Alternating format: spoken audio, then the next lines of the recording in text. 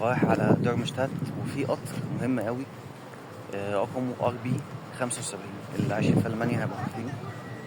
القطر ده هو وسيلة المواصلات الوحيدة من ماينز للمنطقة دي كلها.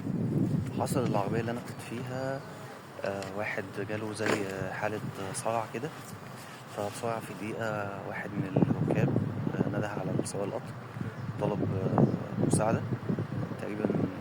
بس هو طبعا واقف، يعني كنا في المحطة واقف. 5 دقايق كان التمريض جم والدكاترة ومعهم أجهزة ودخلوه، وفضل القطر تقريبا عطلان حوالي نص ساعة، ساعة إلا ربع. ده القطر الوحيد يعني شلل مروري تام عشان خاطر حياة بني آدم.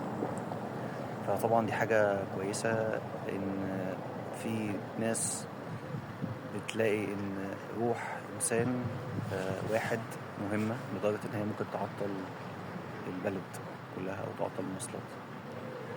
فده ياخدنا إن أرواح الناس على بعد أمتار منا، في 2 مليون إنسان بيتبادوا يوميا، وللأسف العالم ما بيقفش، العالم ما كملش.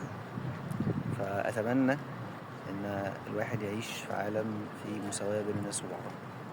أتمنى. مع السلامة.